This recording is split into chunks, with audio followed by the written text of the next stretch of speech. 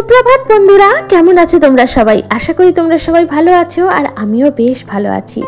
আমি বিউ আর আমার সাধারণ ঘরকন্যা চ্যানেলের আবার একটা নতুন ব্লগে তোমাদের সকলকে জানাই অনেক স্বাগতম। তো চলো তোমাদের সাথে নিয়ে শুরু করে দিই আজকের নতুন ব্লগ। সকালে ঘুম থেকে উঠে হাঁটাচলা করতে করতে একটু বাগানের দিকে গিয়েছিলাম। তো গিয়ে দেখছি এই যে টগর গাছটা একটু আগে দেখলে তাতে বেশ ভালো আজকে ফুল ফুটেছে। তো তার থেকে কয়েকটা ফুল তুলে নিলাম আর এখন দেখো চলে এসেছি রান্নাঘরে। এসে কিন্তু করে নিচ্ছি গরম গরম চা, কারণ ঘুম থেকে উঠেই দেখছি আমার হাজব্যান্ড মানে মনের বাপি সকালে উঠে আমাকে অনেকটা কাজে হেল্প করে দিয়েছে। মানে আজকে সকালে ঘুম থেকে উঠে দেখছি বাইরের আর কি চারিদিকে যে জল দিয়ে ঝাড় দিয়ে পরিষ্কার করার কাজটা করি, মোটামুটি ধরো না আমার আধ ঘন্টা টাইম ওখানেই চলে যায়। তো সেই কাজটা দেখছি আজকে ওই করে দিয়েছে, কারণ আজকে সকাল সকাল ঘুম থেকে উঠে পড়েছে। মোটামুটি ওর ওই 4:30 নাগাদ ঘুম ভেঙে গেছে জানো তো। তো আমি ওই 5টা 5:30 নাগাদ উঠি ঘুম থেকে। তো আজকে ও আমার অনেকটা আগে ঘুম থেকে উঠে পড়েছে, তাই দেখছি এই কাজগুলো না করে হেল্প করে দিয়েছে। আর সকাল সকাল ঘুম থেকে ওঠার পর এরকম যদি একটা কাজের দিকে হেল্প পাওয়া যায় তাহলে কিন্তু কার না মনটা ভালো হয়ে যায় বলো। তো সকাল সকাল উঠেই দেখছি বাইরে যে সমস্ত কাজটা করার ছিল আমার ঘুম থেকে উঠেই সেটা আর কি ও করে দিয়েছে। তো মনটা সত্যি বলছি আজকে খুবই ভালো লাগছে। আর সেই কারণেই আমিও এদিকে তাড়াতাড়ি করে একটু ফ্রেশ হয়ে নিয়ে ওকে চা করে দিলাম আর মেয়েটাকেও খাইয়ে দিলাম, কারণ মেয়েটার সকাল সকাল পড়তে যাওয়া আছে আর ওর বাপি ওকে পড়তে নিয়ে গেছে। তাই কিন্তু কিছুক্ষণ পর মানে আমার ওই ফ্রেশ হয়ে নেওয়ার পর যে কাজটা থাকে, যে কাজগুলো থাকে আর কি টুকটাক, যেমন একটুখানি জলের বোতলগুলো ভরে ফেলা আর রান্নাঘরে টুকটাক এদিক ওদিক জিনিস যদি একটু ছড়িয়ে ছিটিয়ে থাকে সেটাকে গুছিয়ে নেওয়া, এই কাজগুলো করে নেওয়ার পর কিন্তু করে নিয়েছিলাম চা। আর এখন দেখো ঘরের বিছানাপত্রগুলো একটু ভালো করে ঝেড়ে পরিষ্কার করে টান টান করে চাদরটা গুছিয়ে নিচ্ছি। আসলে কি বলতো, তোমরা হয়তো আজকের আমার ভিডিওর টাইটেলটা দেখে ভাবছো আমি কথাটা পুরো উল্টো লিখেছি, মানে উল্টো টাইটেল লিখেছি। আসলে ছোট্ট থেকে বলতে শুনেছি সকলকে যে সংসার সুখের হয় রমণীর গুণে। মানে সংসার সুখের হয় আমাদের মতো হাউসওয়াইফ যারা, গৃহবধূ যারা, তাদের গুণে, তাদের যে লক্ষ্মীমন্ত একটা ব্যাপার থাকে, তাদের যে একটা গুণ থাকে, সেটার গুণে আমাদের সংসার সুখের হয়। আর এই লক্ষ্মীমন্ত গুণ কিন্তু আমাদের প্রত্যেক হাউসওয়াইফদের মধ্যেই থাকা উচিত, সেটা প্রযোজ্য। কিন্তু একটা শান্তির সুখের সংসার গড়তে গেলে উভয়কেই কিন্তু লক্ষ্মীমন্ত হতে হয়। এই যে আমাদের সংসারের সকাল থেকে উঠে রাত পর্যন্ত যে কাজকর্মগুলো থাকে, এই কাজগুলোকে প্রত্যেকে যদি আমরা আমাদের নিজেদের কাজ বলে ভেবে নিই, তাহলে সংসারের এই এত কাজের চাপ বা এত কাজের বোঝা যে কোনো একজনের ওপরে পড়ে না। এই কাজগুলোকে যদি আমরা পরস্পরকে সাহায্য করছি এটা ভেবে না করি, এটা ভেবে যদি করি যে এটা আমাদের নিজেদের কাজ, এটা আমাদের নিজেদের দায়িত্ব। যেমন আমার মেয়ে, এটা আমারও মেয়ে, আমার হাজব্যান্ডেরও মেয়ে। তো সংসার যখন দুজনেই করছি তখন কিন্তু কাজটাও আমাদের দুজনের। ও বাইরে 8 ঘন্টা সার্ভিস করে আসছে, 8 ঘন্টা ডিউটি দিয়ে আসছে, তারপর যদি 1 ঘন্টা বা আধ ঘন্টার জন্য হলেও আমাকে সংসারের কোনো কাজে একটু হলেও হেল্প করে দেয়, সেই হেল্পটা কিন্তু বা সেই সাহায্যটা কিন্তু আমার সারা দিনের জন্য একটা মন ভালো হয়ে যাওয়ার কারণ হয়ে দাঁড়ায়। আর এদিকে দেখো তোমাদের সাথে গল্প করতে করতে কিন্তু মেয়ের একটা ওই কেরালা কাটান শাড়ি, যেটা নাচের কাজে লাগে আর কি, মেয়ের নাচের প্রোগ্রামে লাগে, তো সেই একটা শাড়ি বাইরে পড়েছিল। মানে কালকেই আর কি ও একটা নাচের জন্য ভিডিও আর কি করেছে, আর জন্মাষ্টমী উপলক্ষে একটা ছোট্ট শর্টসও করেছে, যেটা আমার শর্টসে আর কি আপলোড করা আছে, তোমরা কেউ চাইলে দেখতে পারো। তো যাই হোক, সেই কাপড়টা জানো তো গোছানো ছিল না। ওকে বললাম তুই যেমন খুলেছিস ওটাকে ঠিক করে ভাঁজ করে রাখবি। ও তো কাপড়টা দেখলাম কোনোভাবেই গোছাতে পারলো না, মানে বড্ড এলোমেলো করে গুছিয়ে রেখেছিল। সেটাকেই আর কি ভালোভাবে আজকে খুলে টান টান করে পেতে, মানে আর কি ভালোভাবে আর কি টান টান করে পেতে কাপড়টা গুছিয়ে নিয়ে ওই বালিশের নিচে দিয়ে রেখেছিলাম। ওভাবে দিয়ে রাখলে কিন্তু কাপড়টা বেশ ইস্ত্রি মতো হয়ে যায় জানো তো, মানে যেন মনে হয় আয়রন করা হয়েছে। আর এদিকে দেখো সামনের ফ্রন্টের দরজাটা প্রত্যেক দিন কিন্তু ঝাড়া মোছা করে দিই। এই চত্বরটা কিন্তু একটু পরিষ্কার পরিচ্ছন্ন গুছিয়ে রাখার চেষ্টা করি, কারণ বাইরে থেকে মানুষজন আসলে এখানে প্রথমে বসতে দেওয়া হয়, তো সেই কারণে না চেষ্টা করি সোফাটাকে বেশ ভালোভাবে গুছিয়ে রাখার। আর এখন অনেকেই কিন্তু তোমরা বলতে পারো আমার এই টাইটেলটা দেখে যে যারা ওয়ার্কিং লেডি তাদের হেল্পিং হ্যান্ড বা সাহায্যের প্রয়োজন হয়, কিন্তু যারা হাউস ওয়াইফ তাদের তো কাজই হলো বাড়িতে কাজ করা, মানে বাড়ির সমস্ত কিছু A to Z খেয়াল রাখা, সমস্ত কাজ গুছিয়ে করা, কার কোনটা প্রয়োজন সেটা দেখা, কার কোনটা দরকার সেটা তৎক্ষণাৎ তার সামনে এনে হাজির করে দেওয়া। তো এটাই হচ্ছে একটা হাউস ওয়াইফের কাজ। তো হেল্পই যখন করতে হবে তখন না হয় চাকরি করা মেয়ে বিয়ে করাই ভালো, তাই না? অনেকের মনে হয়তো তোমাদের এই প্রশ্নটা আসলেও আসতে পারে। এই যে একটা হাউস ওয়াইফকে হেল্প করা আর নিজের কাজ মনে করে বা ভেবে সেই কাজটা করা, এর মধ্যে কিন্তু ফারাক আছে। সংসার তো কারোর একার নয়, সংসার করতে গেলে প্রথমে দুটো মানুষের প্রয়োজন হয়। আমার সন্তান মানে তারও সন্তান।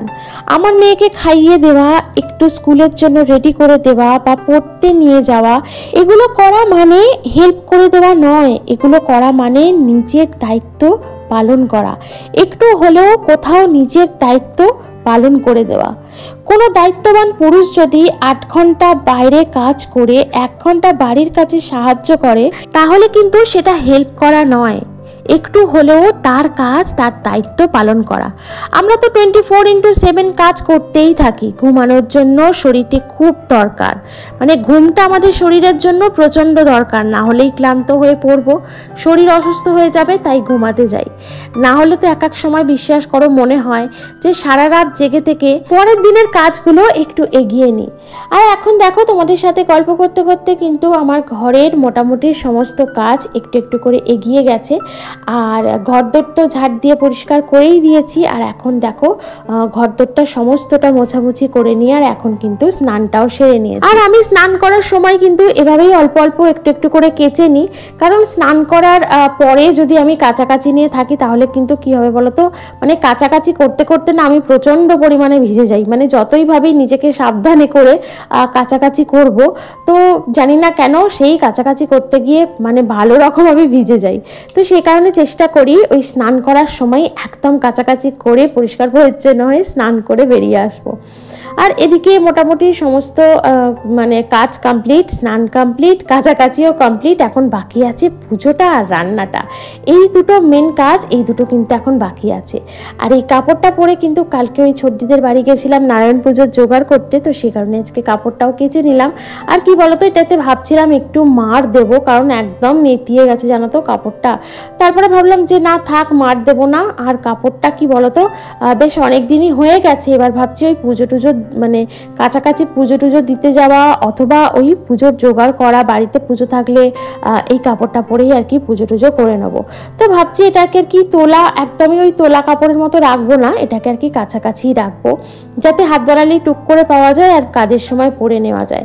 এখন দেখো স্নান করে ছাদে জামা কাপড় মেলে দিয়ে চলে এসেছি ঠাকুর ঘরে আজকের পুজোটা কমপ্লিট করে নিতে। আর দেখেছো কে এসেছে? লুচি রানী এসেছে। লুচি রানী কিন্তু প্রত্যেক দিন আসে, আর আজকে একটা ঘটনা ঘটেছে। আজকে পুজো করতে বসার আগে ওকে একটা ভুল করে নকুলদানা দিয়ে ফেলেছে। হয়ে গেল, যখন পুজো করছি তখন চলে আসছি, ছাদে যাচ্ছি চলে যাচ্ছে, মানে যেখানে যেখানে আমি যাচ্ছি আমার সাথে এভাবে ঘুরঘুর করছে জানো তো, ওই নকুলদানা খাবে বলে। আসলে মিষ্টি খাওয়ার ওস্তাদ, তুমি যত মিষ্টি দেবে ও কিন্তু খেয়ে নেবে।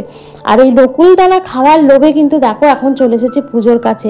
মানে আমি যতক্ষণ পুজো করেছি ততক্ষণ কিন্তু এই ঘর থেকে একদম নড়েও নি আর অন্য কোথাও যায়ও নি, মানে ঘরটার মধ্যেই এদিক ওদিক সেদিক ঘুরপাক খাচ্ছে, আর আমাকে ছেড়ে তো যাচ্ছেই না, ভাবছে আবার ওকে আমি নকুলদানা দেবো।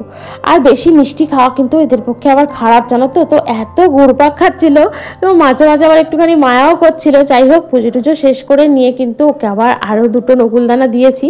আর এই নকুলদানা খেতে প্রচণ্ড ভালোবাসে, একবার যদি তুমি ওকে নকুলদানা দাও তাহলে কিন্তু ও তোমার স্বাদ ছাড়বে না, তুমি যেখানে যাবে পিছন পিছন সেখানেই যাবে। আর এদিকে দেখো স্নান পুজোটাও কমপ্লিট হয়ে গেছে, এখন নিচে চলে যাব, নিচে গিয়ে কিন্তু রান্নাটা বসিয়ে দেবো। এদিকে দেখেছো পাশের গ্যাসে কিন্তু বসিয়ে দিয়েছিলাম ভাত, আর এই গ্যাসের মধ্যে একটু করে নিচ্ছি মনের বাপের জন্য চিকেন স্টু। তো আজকে চিকেন নিয়ে এসে বললো আমার জন্য আর কষা করবে না, আমার আর ভালো লাগছে না ওই কষা খেতে, তুমি আমার জন্য অল্প একটু হলেও ওই চিকেন স্টু করে দাও। তো ওর মতোই, ওর একার মতোই আর কি করে দিচ্ছি, কারণ চিকেন স্টু মন রাতে রুটি দিয়ে খেতে ভালোবাসে, মানে রুটি দিয়ে হয়তো খেয়ে নেবে কিন্তু ভাত দিয়ে তো খেতেই চাইবে না মোটেও। তো সে কারণে ওর মতোই দেখো দেখো।